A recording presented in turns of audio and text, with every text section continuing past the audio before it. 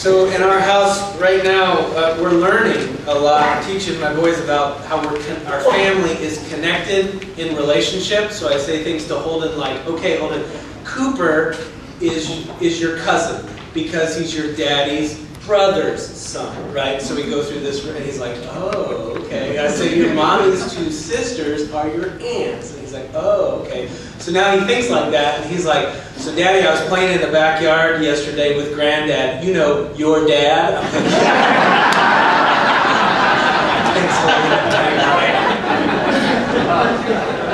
like, this is how he thinks now. But I don't think that's a bad thing, because I think who we are is firmly rooted in our relationships with others. I can't be a dad without kids. I can't be a husband without a wife. I can't be a pastor without a congregation. You can't really be a teacher without a student of some kind. Or you can't be a citizen without a country of other citizens, right?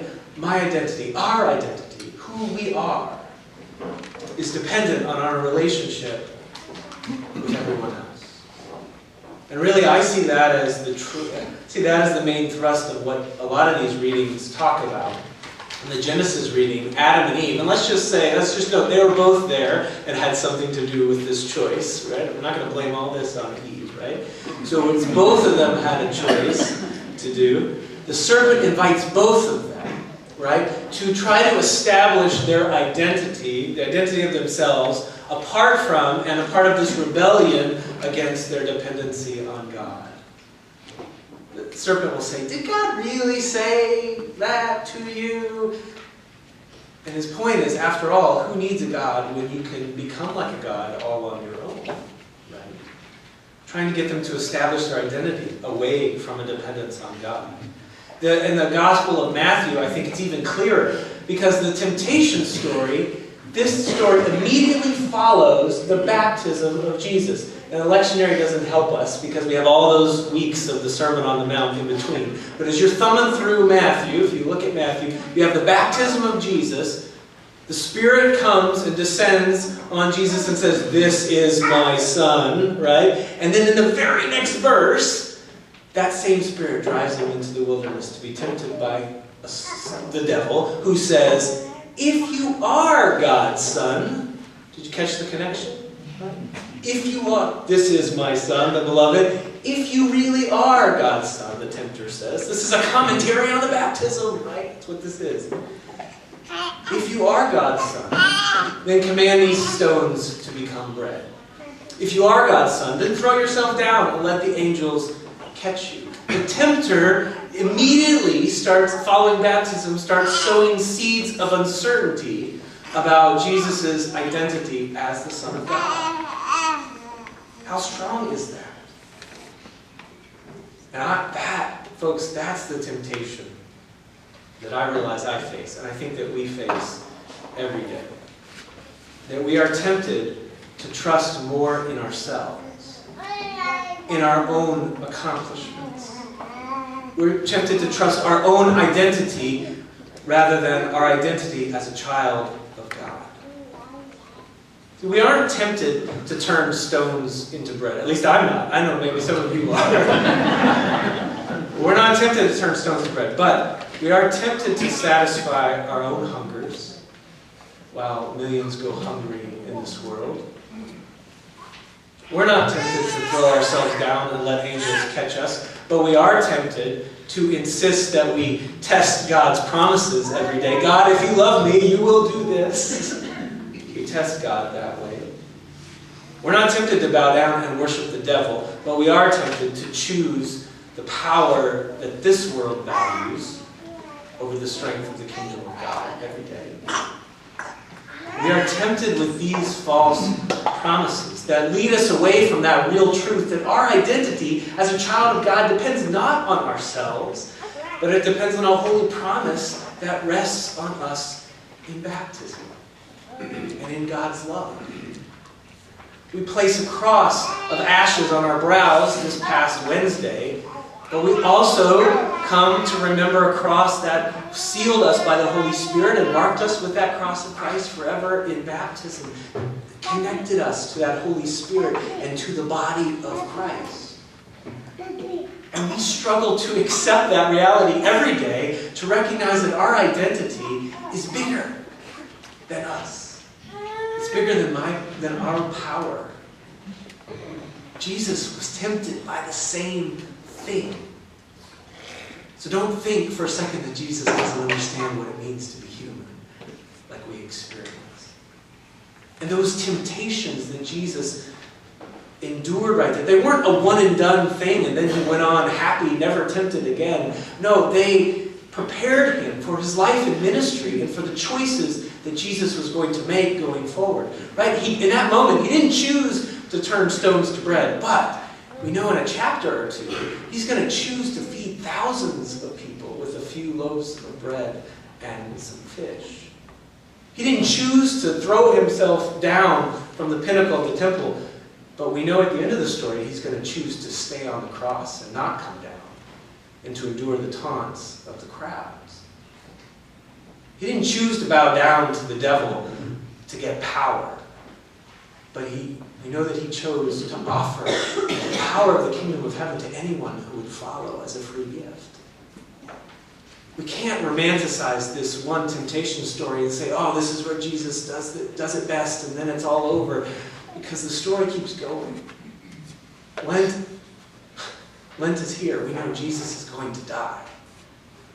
And not to make us acceptable to God. But Jesus is going to walk that way of the cross to show how deeply God loves us. How deeply God is connected to us. The cross shows us that the promise that you are a child of God is true. And that cross given to us in baptism means that we are going to die to ourselves and that we are raised to a life where we are aware that we are insufficient, that we are not complete in and of ourselves, that we depend on God and we depend on each other. As I stood on the corner on Ash Wednesday morning, corner of Hanley, Etterville and 121, it was early, it was cold, it was dark. Well, Phil was in flip-flops, so it wasn't super cold. It was cold to me.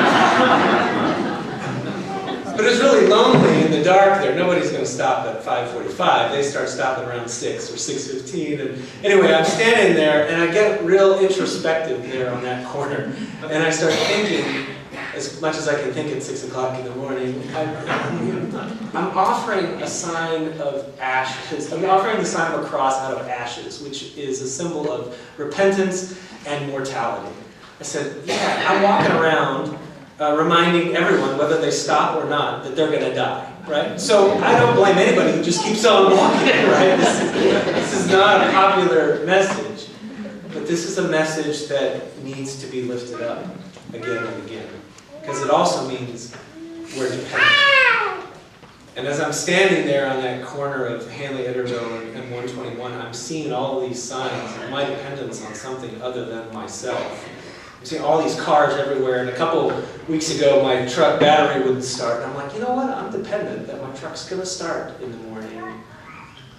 And I look across and I see the Shell station, and I'm like, you know what, I'm dependent on the gas, I'm dependent on resources, that I'm able to get access to what I need to be able to do what I need to do. Then I see the McDonald's next to that. Well, I'm dependent on food. I'm dependent on the people who grow it, who produce it, and who bring it to me and allow me to consume it and purchase it. And then I look at the train over here, it's blaring in my ear, and I'm like, well, I'm dependent on that train to keep running so that I can keep on schedule. And I think of all the schedules that I'm dependent on in my life. And I realize I'm dependent on so many things. So I ask myself, why am I so easily tempted to think that I have it all figured out? That I have it so under control that I'm not dependent on God every day. So when I was there, this car pulled up, mother and son, and they parked near me, and they came out for ashes on their way on the way to school, I'm guessing. And I was like, they look so familiar. I think they've been here before, but I just wasn't sure because it had been a while. And so I started thinking, I realized the first year we offered ashes at the train station was intern Paul's year. I tell time by interns here, but intern Paul's year, 2011, 6 years ago. And when we did it that first year, the Fort Worth Star-Telegram came out and did a story, and they took pictures because of an anonymous news tip from someone. But I had those pictures saved on my computer at home. So Wednesday night I went home and I pulled up those pictures to look. Right there, first picture I looked up, there was that mother and son who had come out 6 years ago, the very first time that we did it. And although the boy at that time came up to about my waist and was holding this stuffed penguin, well this year, 6 years later, he's towering above his mom. And I'm like, yeah, that's the same person. I realized they've come every year now. I've seen him grow these years. A mother and son, connected in relationship, coming to connect again to God. And I saw in that family so much of every one of us. That this is our identity as people of God. That some things change over time. That we grow, we learn, we hurt, we cry. But we make this Lenten pilgrimage year in and year out to that spot to reconnect. Because although so much may change, who we are is always and forever wrapped up in our relation, in our connection to God. That part of being human is being aware that we cling to that vision of a holy purpose that is bigger and higher than just ourselves. That we are restless to fill that hole in our hearts, and we restlessly try to fill it with a better this or a more expensive that.